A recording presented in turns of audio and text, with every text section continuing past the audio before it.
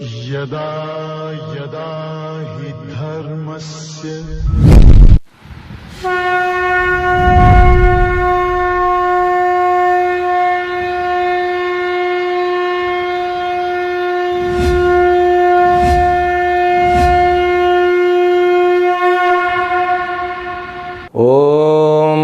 ब्रह्मादिभ्यो ब्रह्मविद्या संप्रदाय कर्तृभ्यो वंश ऋषिभ्यो महद्भ्यो नमो गुरुभ्यः सर्वोपप्लवरहित प्रज्ञान घन प्रत्यगर्थो ब्रह्माहमस्मि सोहमस्मि ब्रह्माहमस्मि।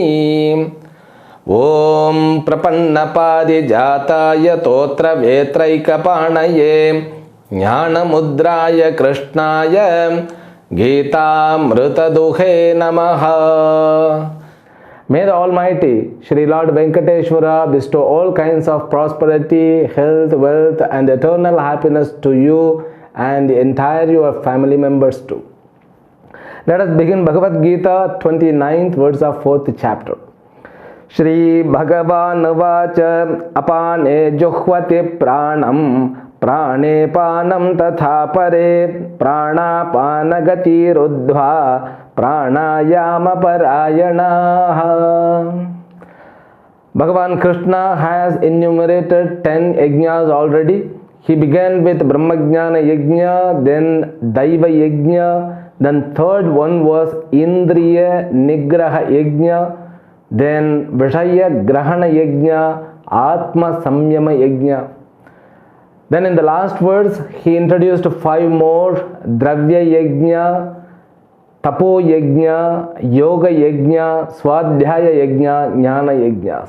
There are 10 yajnas have been introduced already. Now here he wants to introduce Pranayama Yajna. Prana means vital force, energy, but in Upanishad it is said as Ishvara in so many places. Prana means Vayu Visheshaha. That is the general meaning. Vayu Vishesha means that which is related to Vayu. And this prana is considered as a life. If anybody dies, we say that Pranan chala gaya. Pranan poindi. Pranan poidth. This is what we call it. Prana is the life. In order to save the energy, energy also sometimes known as prana. Prana is the energy. Prana is the vital nourishment force. Prana is Vayu, connected with the Vayu. Because when we were in the embryo, in the mother's womb, our lungs were not functioning. It means we were not having individual prana system. We were endowed with our mother's prana system. Because our body contains 5 kinds of pranas, this nature also has the 5 kinds of pranas. We call it prana, apana, vyana, udana, samana. When you do Gayatri, Om Bhur Swaha Tatsavitrvarenyam Bhargo Devasya Dhimahi Dhiyo Yonah Prachodayat. So this Om Bhur Swaha. So while saying that, you have to inhale the air. Om Bhur Swaha Tatsavitrvarenyam Bhargo Devasya Dhimahi Dhiyo Yonah Prachodayat. It's like a circle.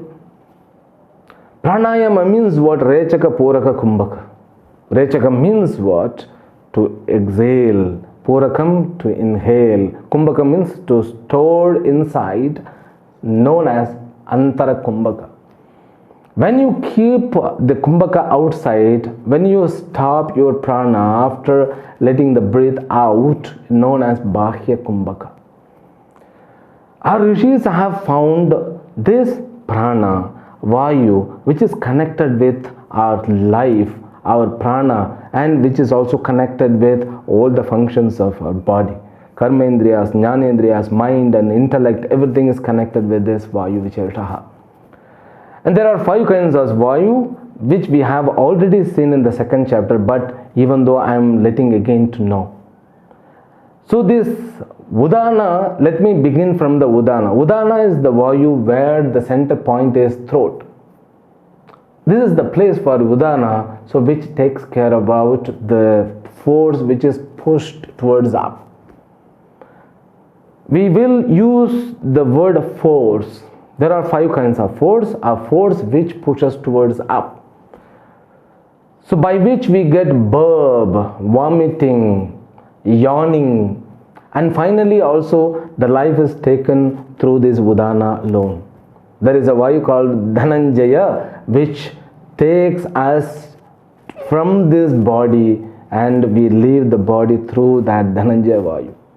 Apana is the place of Nabi, that is the center place, that which takes care about this pushing towards down energy. Because of that energy, this all excreta are cleansed, body is cleansed by that kidney, large intestine, urinal bladder, and all these are cleansed by this Apana Vayu. The Apana Vayu, also we call it gas, is the Apana Vayu, not only gas, all the excretas which are taken away from the body is called Apana Vayu. If Apana Vayu is distracted, immediately we'll get the problem constipation.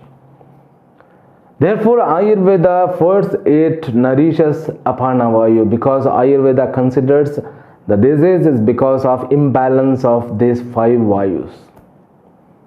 When Udana is not working properly, so you won't get the burp, the air going to go outside. And the next one we call it Samana. Samana is the place which takes care of digestion. This Samana Vayu, also known as Vaishvanaraha Jatharagni, being situated in the stomach, it takes care of the digestion which is important in our body. Ayurveda considers this place is the pradhana, important part of the body. This becomes secondary. The brain becomes secondary, but allopathy says brain is the control point. But the stomach is the stomach and heart and lungs and liver, pancreas, gallbladder, this large intestine, small intestine, these are all the main functionary organs in our body. That's what the message from Ayurveda. Ayurveda says that these all 10 organs are functioned by the prana. You have to have proper prana. Therefore, this prana must be balanced well. The next one is called Vyana. Vyana means that which is pervaded all over the body. The center point is heart. Blood circulation is because of that. All the cells are rejuvenated because of that prana. Then finally, the prana which said as the prana which is the place, the tip of the nose. That the tip of the nose is the place for that. You could see that Lord Shiva and Lord Buddha, so they are focused on that. This is the place where all the yogic technique begins with. So Rechaka Puraka. And this Rechaka Puraka is observed by meditators, because there is a very much connection between thoughts and pranayama. When you become angry, you can see, you can observe the breath circulation, how it takes place. So now we have these 5 kinds of forces. These 5 kinds of forces must be balanced. If it get distracted, the whole function is distracted. So these 5 kinds of pranas, which is in the form of vital energy, must be balanced. If they are distracted, body becomes ill. That is the understanding for our scriptures.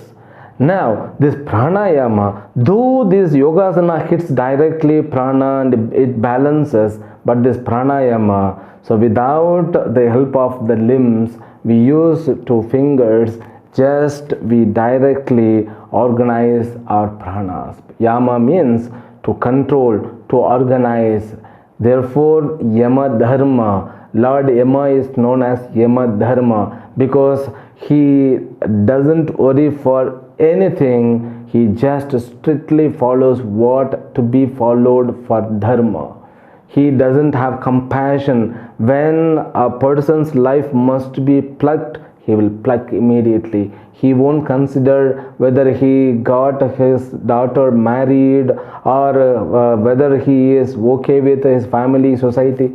He never worries. He just performs. Even Patanjali also introduces the first sadhana is Yamaha. Yamaha means a proper discipline. Bringing discipline in your prana, in your breathing technique, in your whole system is known as pranayama. This prana is the word which is given in different meaning in our Upanishads. In one place, prana even it is said as Ishvara. Prana means energy, prana means life, prana means everything. That prana which is used as the meditation, and there are two kinds of pranas are introduced in Vedas itself. Sagarbha, Nigarbha. Sagarbha means mantrena saha. You can do japa with shwasa praswasa. Even Patanjali says Shwasa praswashayor gati vichchedaha pranayamaha. Gati means the flow of breath is reorganized by the technique called pranayama. So this person who does pranayama yajna, he is always endowed with his breath. He organizes his breath. So there are certain group of people who follow Vasi Yoga. According to their norms, so the breath should not come out. They say that this anuloma and viloma, this inhalation and exhalation should be inside alone. We should not get connected with outside. Though lungs are connected with the outside, but they have the mentality, all the pranas are saved. Still the Vasi Yogam is followed in Kerala, I think in Vadakara, I think that place, and in Kutralam also it is followed Vasi Yoga. And there are many types of people, even Buddhist, Vipassana. They call it Vipassana meditation. Just sit and observe, the breath comes in, the breath goes out. Like Lord Shiva, who is focused on the tip of the nose. You just sit. That is the easy way to bring your mind into control. When you just observed by your pranas, thoughts are reduced. And those techniques of in different way. Just you focus on inhalation, puraka. You just forget about the exhalation and kumbhaka. Just you forget about it. Just focus on inhalation. Okay? Then just focus on exhalation. Then just focus on the kumbhaka. Then just focus on bahya kumbhaka. These are the techniques. Prane apanam juhvati. That's what Prana pana gati ruddhva. Gati ruddhva means not disturbing, not stopping. So they say that ruddhva means to stop, to restrain. But here by organizing. Apane pranam juhvati. Prane apanam juhvati. Actually, apana is the power which pushes towards down. They bring up. They bring up by concentrating on the tip of the nose. It's a highly technical way of introducing pranayama. We need to have a guru, because apana which takes us to near the death. Okay, this we call it there's anus. The certain techniques we have to pull the anus part, that is known as a kaya kalpa, because that is the place we call it Mooladhara. That Mooladhara is the place, it has to be risen the kundali.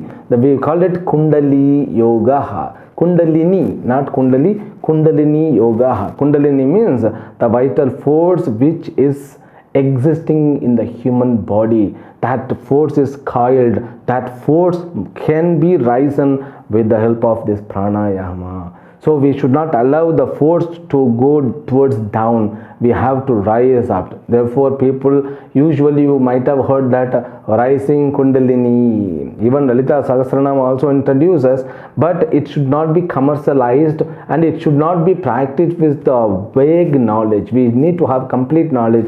Otherwise, we should not practice. But I have seen the yogis who practice perfectly this pranayama technique, they will follow a different food, not idli, dosa, rice, chapati, dal, no.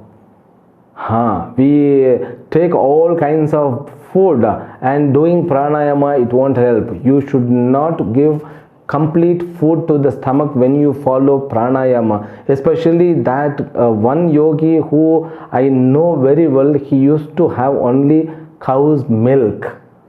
So 2 glasses of milk per day, otherwise he won't take anything. That is the systematic way of this pranayama yajna, that also considered as the yajna alone. So this method, but we can follow a simple method if you are affected by BP, blood pressure. Just sit in a place or lie down on a floor. On a floor means on some mat, and relax yourself. You just observe the air goes out and the air goes in. Okay, just you focus, you keep your mind on tip of the nose, just feel the sensation of air comes in, goes out, but don't control, and slowly you can focus on exhalation, then inhalation, and kumbhaka and bahya kumbhaka. So these are advanced techniques, but you can just relax yourself with the breath. Okay, and you might have noticed a person when he sleeps, so his lungs are having tiny movement, small length of the breath. And many people are thinking that when we do pranayama, we consume lots of oxygen. No, it is not like that. When you practice pranayama, we consume less oxygen, but the lungs are given exercise, that practice. There is a connection, the birth and death with pranas. Therefore, this pranayama method must be understood seriously and thoroughly, otherwise don't practice. Just have as the knowledge. Okay, these pranayamas are taught in many varieties of way. For general health, you can learn that pranayama, we call it Nadi Shuddhi. Nadi Shuddhi means inhale and exhale. Inhale deeply and exhale deeply. Means you should not make noise, No. Just relaxedly you can inhale and immediately you can exhale relaxedly. You keep doing, your old problems of sinus trouble, headache and blood purification, everything will be nourished. You will be having healthy brain, healthy body, mind and sense complex. Okay, we are moving to the next verse. Apare niyataharaha pranan pranesha juhvati sarve pyete yajna vidaha yajna kshapita kalmashaha. Apare, other people. Niyata aharaha. Niyata aharaha means they bring discipline in the food, means eating style. They don't eat whatever they want to eat. So I know a yogi, so that the same yogi whom I said, he has only cow's milk, that too with the same cows. So if that cow dies, so he will have the milk with the calf of that cow. So this is discipline, bringing discipline with ahara. So this ahara, it plays the vital role. We don't take from anybody else. So only sannyasis and brahmacharis are allowed to take bhiksha. Otherwise you should not take it freely. This food is the boat, or it's the post, the karmapula which travels easily. So we can get prasada. See, in our society we have separate. When there is annadana, it is considered as an yajna. So when the food provided in the temple, it is considered as the prasada. So when it is cooked at home, that person who cooks, she becomes Anna Lakshmi. So this food is the main role to play in our life. And that too with Annamaya Kosha. Vedanta divides this body into 5 koshas: Annamaya, Pranamaya, Manomaya, Vijnanamaya and Anandamaya. This Annamaya is considered with food product, the nourished body alone.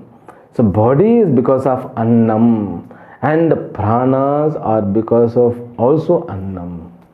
So food gives the energy. That energy is known as also pranaha. If only you are doing pranayama, you won't be nourished. You need to have a proper food. These people, they bring a pakka discipline with their food, and they don't take from outside. They work for their own bread and butter.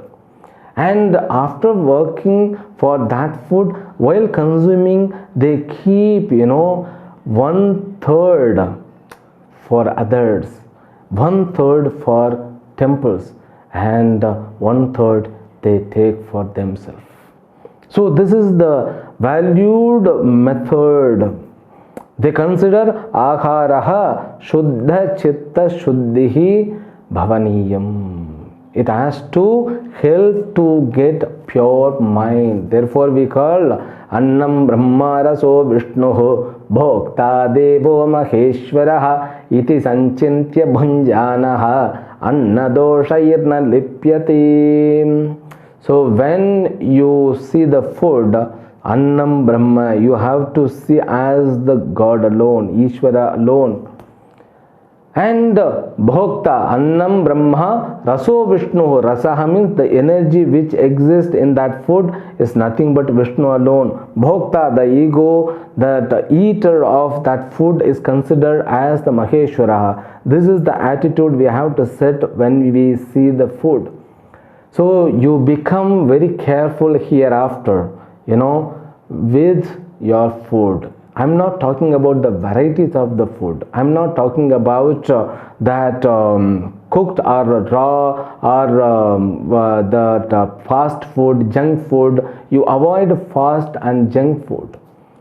Just have the home cooked food, and that to make it pure. So pure means when we cook, we have to chant mantras. At least a shloka. You ask them to play a record and ask them to cook Vishnu Sahasranama, Lalita Sahasranama. So these, when while cooking they hear this, the food becomes a pure Naivedya Prasada alone. So they are very strict with the food. They don't eat for the sake of taste, just they eat for the sake of life to go continue with. See, all these 12 kinds of yajnas have been completed. Sarvepi ete yajna vidaha yajna kshapita kalmashaha. All these yajnas, all these people are called. So yajna vidaha means the number of yajnas, and they are yajna kartaraha yajna kshapita kalmashaha yajnena kshapita kalmashaha. All of them are purified by these yajnas. Purified means they gain the maturity for knowledge to be assimilated. Next words, yajna cheshtamrita bhujaha yanti brahma sanatanam nayam lokostya yajnasya kutonyah kuru sattamaha. Now he has completed this 12 yajnas and the bhavanas which we discussed in the last chapter. He brings the same theory here. Before that, let us count these 12 yajnas. First, he began with Brahmajnana yajna, Daiva yajna, Indriya nigraha yajna, Vishaya grahana yajna, Atma samyama yajna. Then he began the next verse, Dravya yajna, Tapo yajna, Yoga yajna, Swadhyaya yajna and Jnana yajna. Finally, we saw today Pranayama yajna, Ahara niyata yajnas. These 12 varieties of yajnas are given in all worships, festivals, in all Sanatana Dharma's activities. And different branches, they follow in different way the same yajnas. So just you have the knowledge in your mind, all of them are considered yajnas. The people who become successful, you could see one of these yajnas will be followed by them. Okay, so yajna means not only the fire rituals, so body, mind and sense complex can be also made as a Havan Kunda, Homa Kunda. So now in this verse number 31, he says, one who takes only yajna prasada, just he reaches Brahman, he reaches to the absolute goal. He never deviated, bhatakta nahi hai. Nayam lokaha asti ayajnasya kutaha anya kurusattama. If somebody who is not performing yajna, for them this loka also won't provide happiness. It means what? Life has to be endowed with yajna karya. Otherwise, you will be deviated. You will be sent back to the padala loka. So when he says Krishna, he is very firm with that. If you want to have the successful life in and out, you have to be endowed with yajna. No other way. Nanya pantha ayanaya vidyate. The yajna becomes that much valid part in our life. Okay. Yevam bahuvidha yajnaha vitata brahmano mukhe karma jan vidhitan sarvan yevam nyatva vimokshase. Thus, there are many varieties of yajnas are introduced by our Vedas. All of them born out of karma, that you have to understand clearly. Tan sarvan evam nyatva vimokshase. You should know all these yajnas are karma mayam. Karma mayam means they are endowed with karma phala. So when you become aware about it, you can give importance to that Brahma Jnana Yajna. That is the supreme yajna. He says in the next words, Shreyan Dravyamayad Yajnat Jnana Yajna Parantapa Sarvam Karma Khilam Partha Jnane Parisamapyate. He divides all the yajnas into two categories, Jnana Yajna and Dravya Yajna. Except Brahma Jnana Yajna, all other yajnas require some material, require some kind of activity, karmas. Therefore, they are considered as a Dravya Yajnas. So, this Shreyan Dravyamayad Yajnat, this Jnana Yajna is the greater than all other Dravya Yajnas. Sarvam Karma Khilam Partha Jnane Parishamapyate. All these yajnas are filled with karma. All those karmas are sacrificed.